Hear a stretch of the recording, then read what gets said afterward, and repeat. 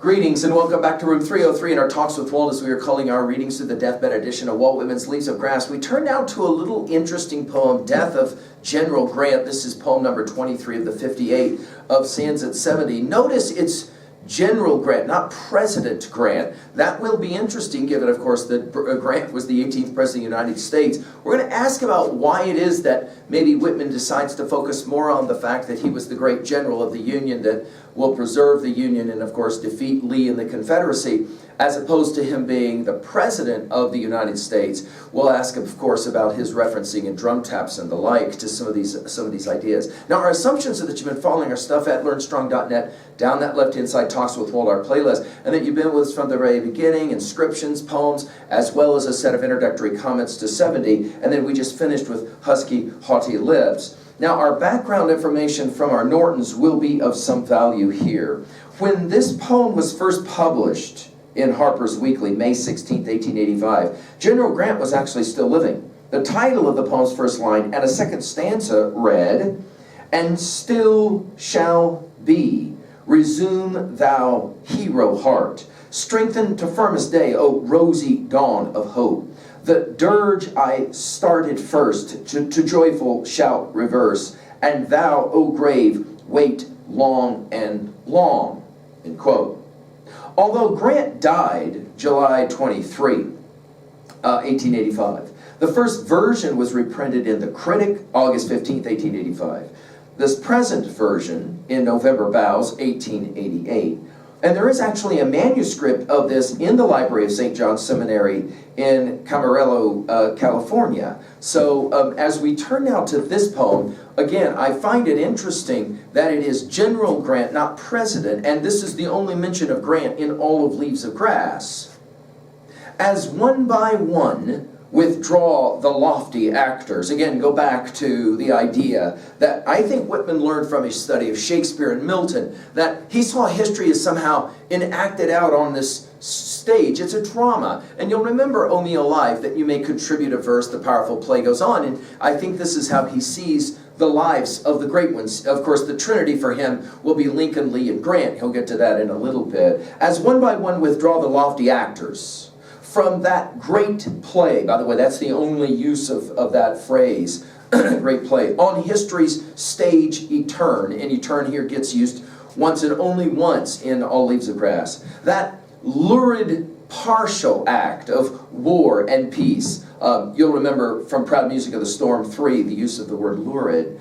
Of old and new contending. And in other words, again, this is part of Whitman's theodicy. Why must there be terrible things like the war, the Great War? It's this tension, this conflicting tension between the old and the new, or what he would often refer to as the modern. Fought out through wrath, fears, dark dismays, again, notice his trinities, and many a long suspense. It wasn't always clear, obviously, who would win. This is one of the problems with reading history today, especially of the Civil War. We know how it's going to end. But people like Whitman, go back to his poem Windresser and others in drum taps, it's not completely clear that all of this devastation is going to give any kind of sense of success at all. All the sacrifice will be of any great value because there's a lot of suspense.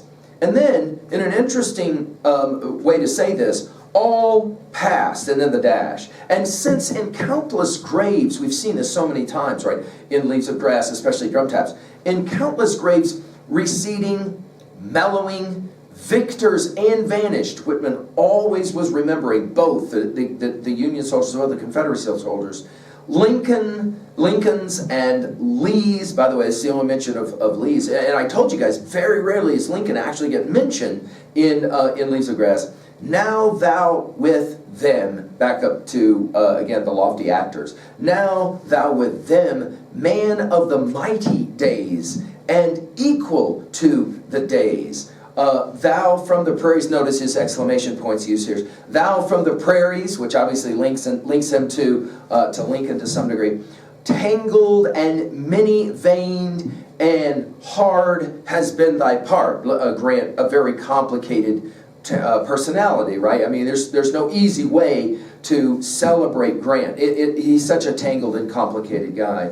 To admiration has it been enacted. Again, no mention of the fact that Grant was the 18th president from 1869 to 1877. That in and of itself makes this a somewhat fascinating poem, and yet I think that the key word of the poem is the word contende. That is to say, it's not clear in Whitman's mind what he's going to do with Grant, and yet he knows he has to celebrate him. He has to see him as one of the most important actors on a sometimes lurid stage. At 2A, I think his argument is that General Grant, in President Grant, is worthy of our respect, even if he was a flawed person, and of course, almost because he was such a flawed character. At 2B, we can ask this question: why do you think it is that he decided to not name Grant as president, to de-emphasize that, and to emphasize the fact that he was the general that defeated Lee in the Great War? It's a fascinating question. I'll let you kind of come to terms with it. At 3A, well, of course, we can think about the poem. Recently, we studied Abraham Lincoln, born February 12, 1809. We can think about Lilacs Last, these other poems that kind of celebrate or commemorate passings or births. I want us to think, though, a little bit about Emerson and the great man theory that he borrowed from Carlyle. You can go back to learnstrong.net and listen to our lectures on all of the essays of Emerson, where time and again he would talk about the great personages of history. I'm just thinking now about American Scholar, but you can think about a number of those lectures where Emerson was convinced, and I think Whitman borrowed heavily from this idea, that history is in fact driven by the great actors. And of course, the Holy Trinity here in this poem is obviously Lincoln and Grant and Lee. Finally, at 3B, what do you think of Grant? And if you can go back in your time in your study in history, he is a complicated guy. Tangled is the word that's used here. Do you think of him, though, as worthy of your respect? I certainly hope that our reading here is challenging you to develop that kind of nuanced level of patriotism that we've spoken about so often. And who do you consider the greater actor, if we can use this term from this poem, Lee or Grant? Because they're both quite remarkable, and so many amazing biographies have been written, especially in the last few years. I certainly would challenge you to run those to ground, read them, and then enjoy that tension between the two. And then what do you think is maybe the more lofty actor? Maybe it's Lincoln. Some of you will say in the end, probably it's Whitman. Maybe that's the most compelling actor of all of them on the stage. Thank you.